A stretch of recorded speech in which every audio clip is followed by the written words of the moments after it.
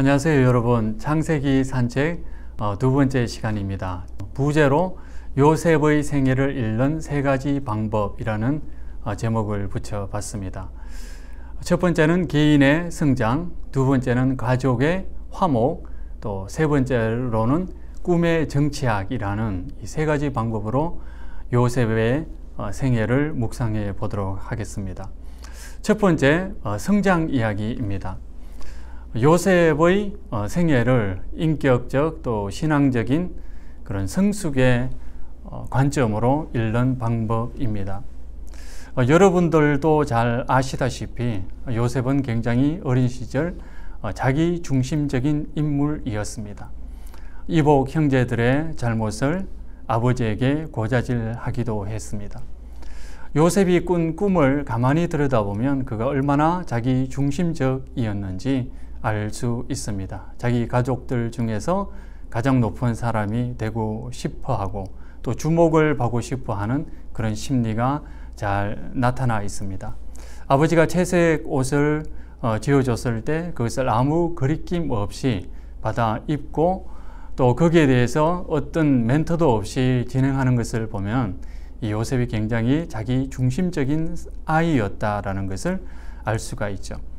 이런 요셉이 하나님 중심으로 살아갈 때 인격이 성숙하고 또 신앙이 성숙해 가는 그런 모습을 볼 수가 있습니다. 우리는 요셉이 어떻게 해서 그렇게 인격적으로 성장했는지 구체적으로 잘 알 수는 없지만 요셉의 생애를 가만히 읽어보면 한 가지 특징적인 그런 모습이 나타납니다.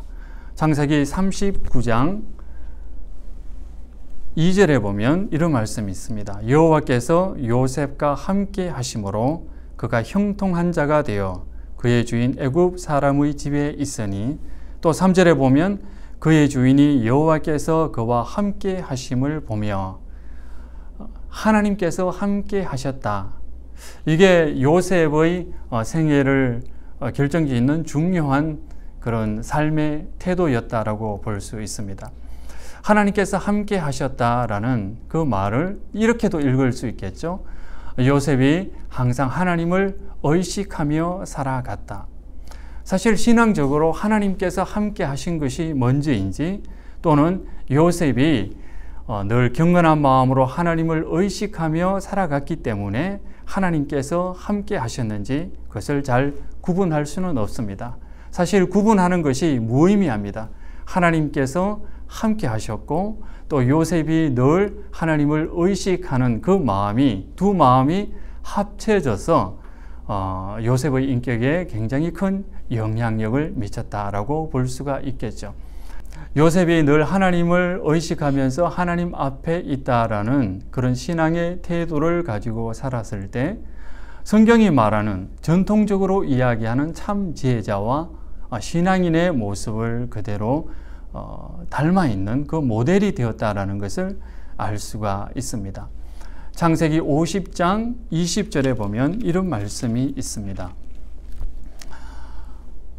요셉이 자신의 형제들에게 한 말입니다. 당신들은 나를 해하려고 하였으나 하나님은 그것을 선으로 바꾸사, 이렇게 이야기했습니다. 당신들은 나를 해하려고 했지만 하나님께서는 그것을 선으로 바꾸셨다. 이런 삶의 태도는 성경 전통에 의하면 굉장히 신앙적인 사람이고 또 지혜로운 지혜자의 한 모습입니다. 예를 들어서 시편 40편 17절에 보면 이런 말씀이 있습니다. 나는 가난하고 궁핍하오나 주께서는 나를 생각하시오니 주는 나의 도움이시오 나를 건지시는 이시라. 자, 여기서 가난하고 궁핍하다라고 하는 것은 연약한 사람을 이야기하는 거죠. 연약하고 부족했지만 그러나 늘 하나님을 의지하면서 또 하나님과 더불어 동행한 사람을 이야기합니다.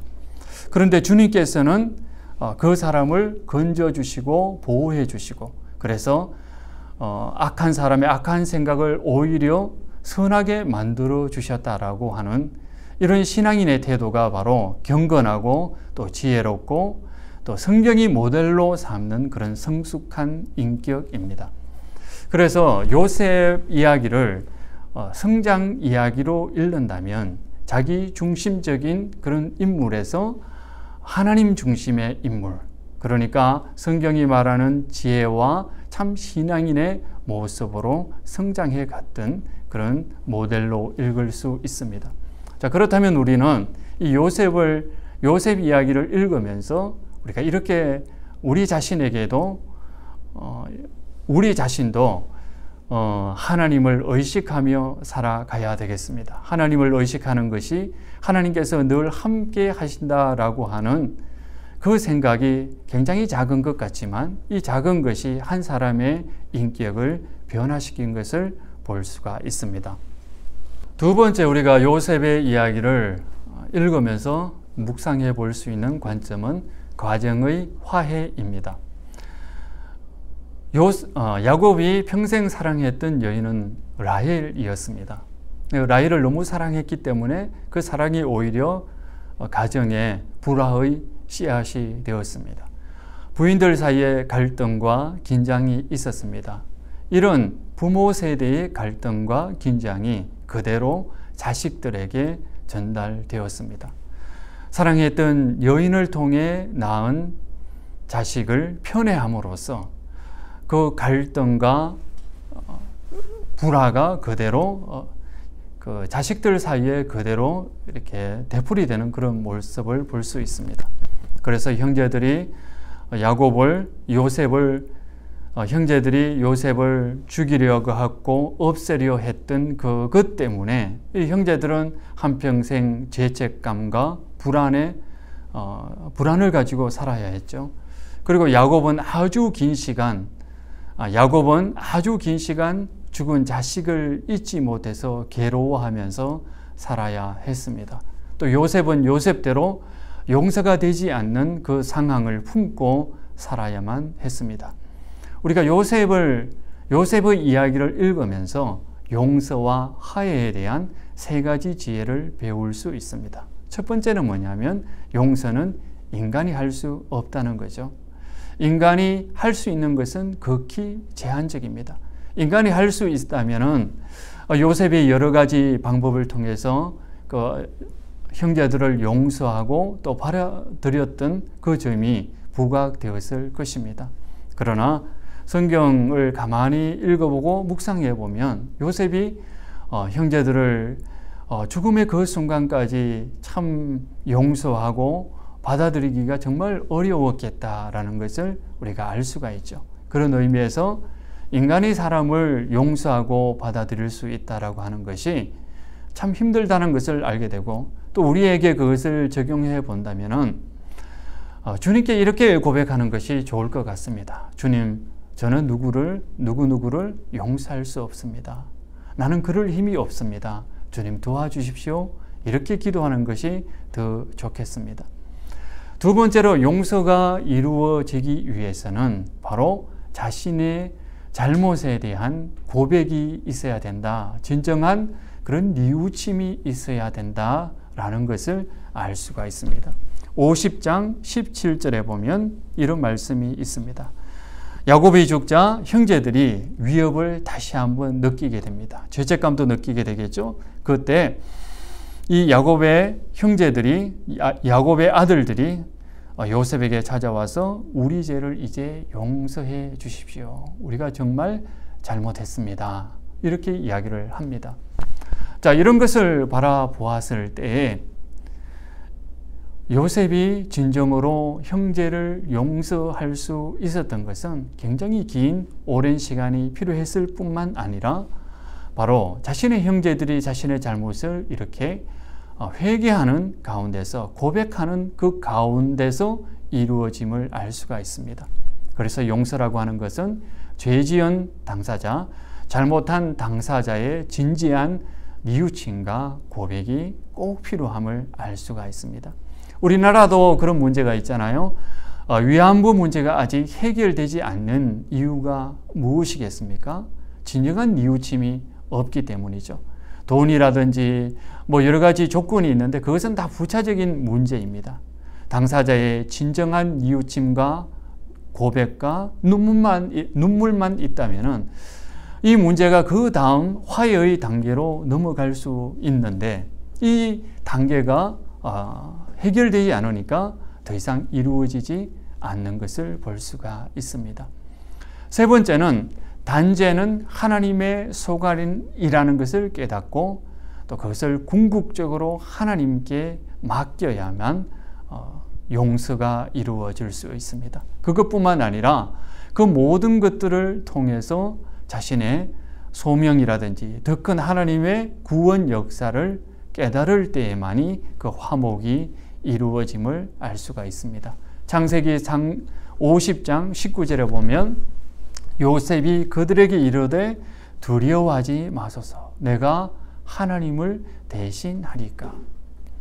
그 죄에 대한 그 용서의 문제 또 죄의 벌에 대한 문제는 내가 비록 피해를 입었다 할지라도 그것이 내 소관이 아니라 바로 하나님의 소관이다라고 이 요셉이 고백하고 있습니다. 뿐만 아닙니다. 창세기 50장 20절에 보면 당신들은 나를 해하려 하였으나 하나님은 그것을 선으로 바꾸사 오늘과 같이 많은 백성의 생명을 구원하게 하시려 하셨나니.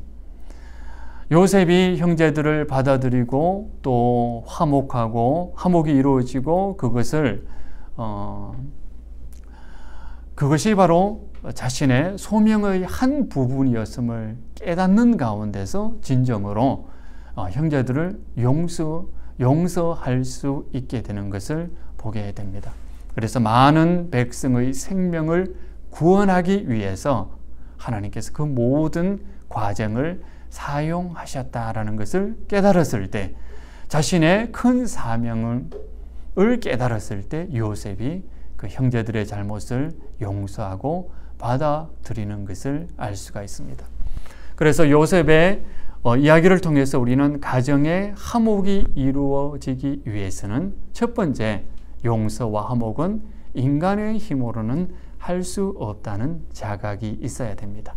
두 번째, 잘못한 사람은 그 잘못에 대한 진지한 시인과 뉘우침이 있어야 된다. 그리고 누구도 하나님을 대신할 수 없고 그 모든 아픔과 또 슬픔이 하나님 은혜 가운데 구원의 한 부분으로 사용될 수 있음을 깨달을 때 가정의 화해가 이루어짐을 알게 됩니다. 자, 우리가 세 번째 우리가 생각해 볼 수 있는 것은 꿈의 정치학입니다. 다시 말해서 누가 사람을 먹여 살리는가라는 문제이죠. 하나님은 우리 중 누구에게 꿈을 주시고 누구를 통하여 일하시는가? 그런 질문을 한번 던져 보았으면 좋겠습니다. 우리가 먼저 이 문제를 탐구하기 위해서 꿈이 가지고 있는 힘을 알아야 됩니다.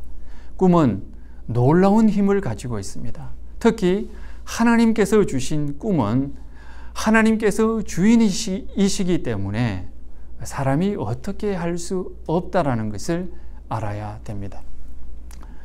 우리가 첫 번째 깨달아야 될 것은 첫 번째, 사람은 꿈을 지배할 수 없다라는 사실입니다.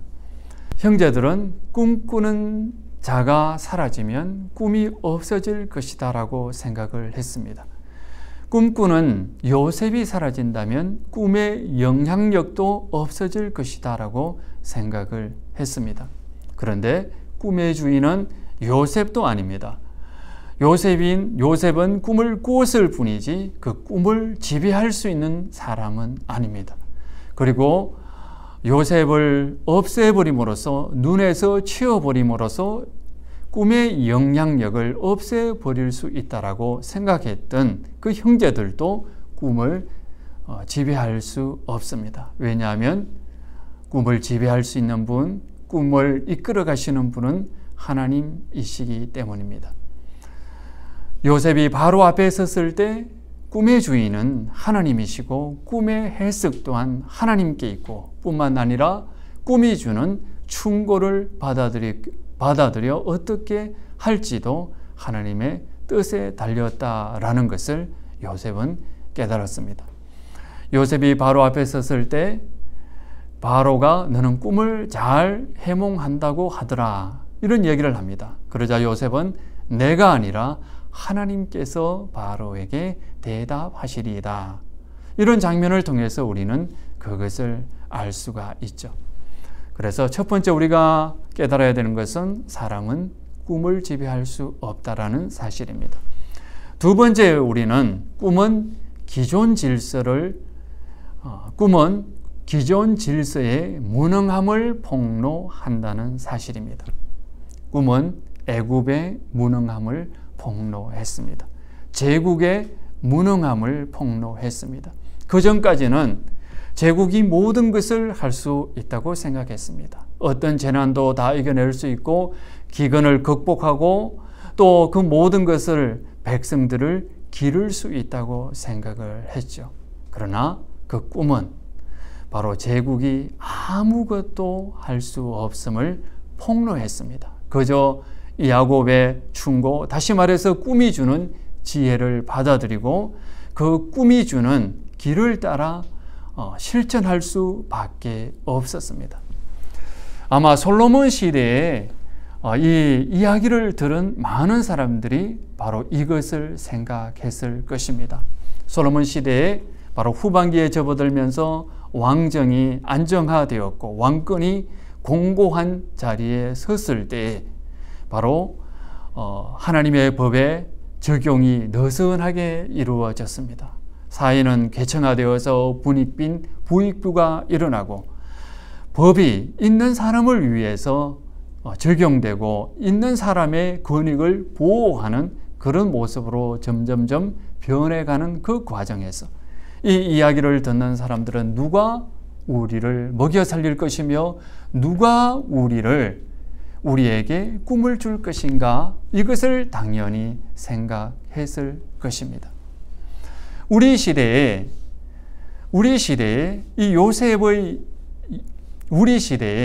요셉처럼 가장 막내라고 할 수 있는 사람은 누구일까요?